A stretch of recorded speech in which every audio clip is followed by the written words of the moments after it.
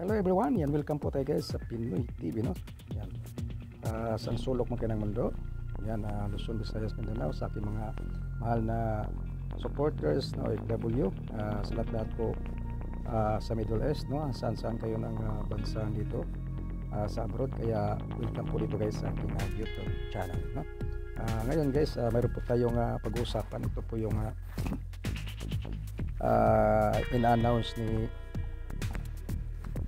Tambulos-Lo sa Speaker Romualdez. Parang anghang niyan yata siya yung sinasabi ni Tatay Digong na buksan mo ang libro mo. Kung wala kang tinatago, maging open ka. Kaya doon siya naging hata mga kongreso, mga congressman dyan yan sa kamara. Tapos ngayon yan nag-react siya. Naanghangan yata yan guys. Kasi pag matamaan ka kasi, mayroon kang tinatago. Kaya yun galit. Hindi naman sinasabi nagpag-away. Si Tatay Digong hindi po nagpag-away sa iyo, Romualdez. Ito po, tandaan mo, makinig ka. Hindi po siya nakipag-away sa iyo. Ang sinabi lang niya, buksan mo ang libro mo at lahat ng mga congressman. Yun lang naman sinasabi niya. Bakit nagre-react ka? Bakit nagagalit ka? Hindi naman siya nakipag-away sa iyo. Kasi mamamayang Pilipino po, ang sigaw ay buksan mo ang libro mo. Hindi lang isang mamamayang Pilipino na si PRRD. Hindi na po siya presidente, wala na po siyang katungkulan sa bansa natin. Siya na po ay simpleng mamamayang Pilipino. Kaya isa po siyang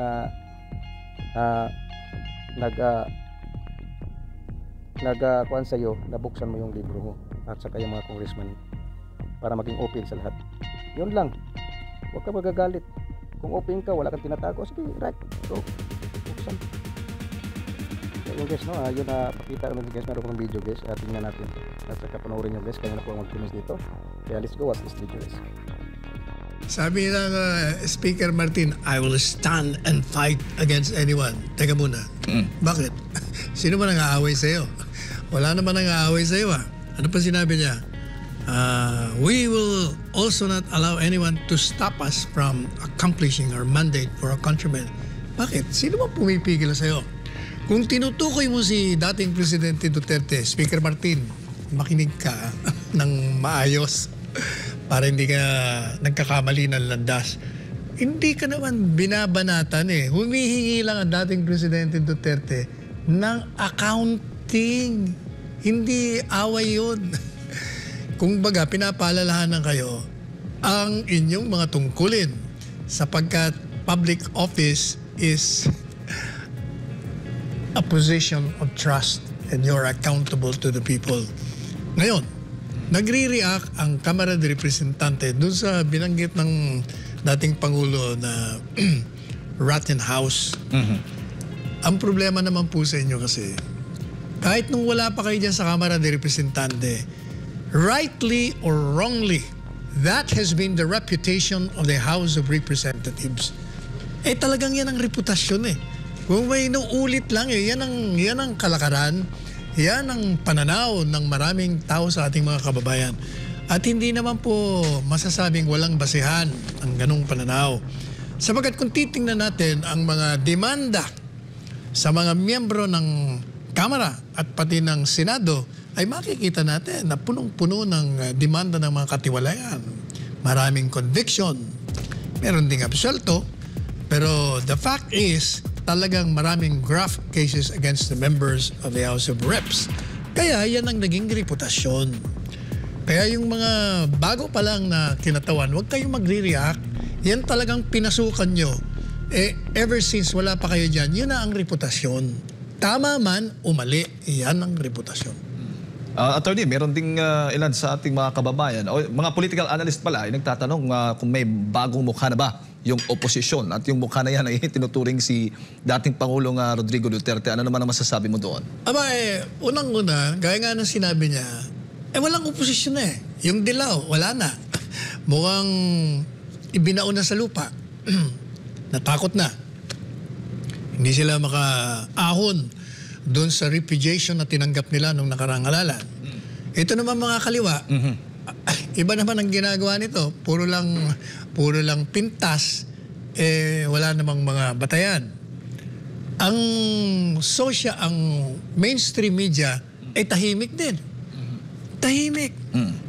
O kaya sabi ni Presidente Duterte, ano na nangyari? Kailangan merong nagsasalita.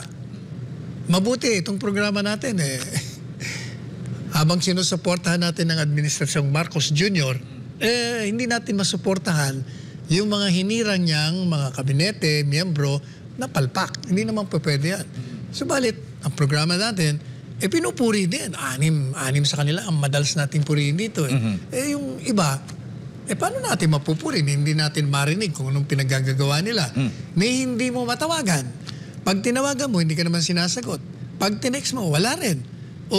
Siyempre, pupunahin mo sapagkat ang taong bayan, nasanay noong panahon ng dating Presidente Duterte na bukas sa lahat. Kalaban o kaway. Hindi ba? Tingnan mo tingnan mo ang record itong dating presidente. Nung siya tumakbo, 1-2 gobernador lamang ang sumuporta sa kanya. Lahat kalaban niya. Mayor, gobernador, barangay, wala. Isa lang yatang barangay kapitan. Pero nung nanalo siya, anong ginawa niya?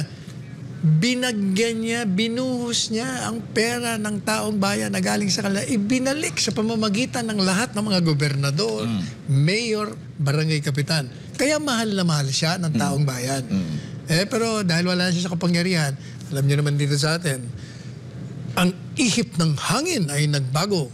Ang paalala lang po natin sa mga nasa kapangyarihan, hindi kayo forever nandyan. Yan ang tandaan ninyo. Ito ang pahayag ni FPRD Attorney. Basahin ko lang, bahagi lang po ng kanyang naging sagot doon nga sa tanong kung siya na ba ang bagong mukha ng oposisyon. Sabi niya, do not always assume that government is always correct. There are many mistakes committed along the way in governance, whether with or without malice. Somebody has to point out these things so that the administration or the president will know about it. At ang yung panghuli niyang pahayag, in a democracy, there must always be an opposition. If there is no opposition, there is no democracy. Ayan. Alam po ninyo, kahapon, galing tayong Marikina, papuntang Robinson Magnolia, may appointment tayo. Tumawag ng dating presidente doon. I returned his call. At nagtagal namin nag-usap, halos 1 oras Matagal lang Marikina papuntang Robinson Magnolia Bago ito sa programa yung kagabi? Hapon. Okay. Hapon. Siguro mga bandang 5:00 ako umalis sa Marikina So 5 to 6 kami nag-uusap. In fact, pinakausap ko sa kanya yung mga nagbibisikleta na nag-aantay kami ng red signal na mag-green. Binati ako.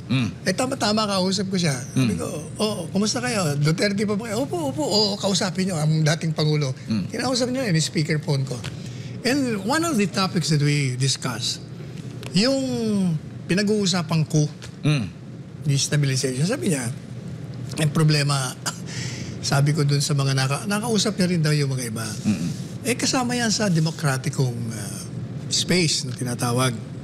At saka dapat hindi nagre-react ang gobyerno diyan. Gaya ng binanggit natin dito kahapon. Dapat nga natutuwa kayo at nalalaman nyo na may problema Ngayon sabi niya, ang sabi ko lang dun sa mga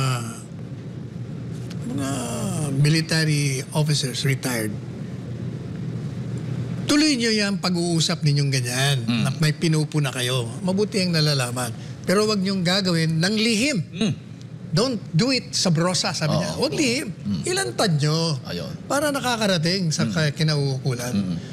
At ngayon, dahil nga walang nagsasalita, puro takot Either takot o nagsisip-sip.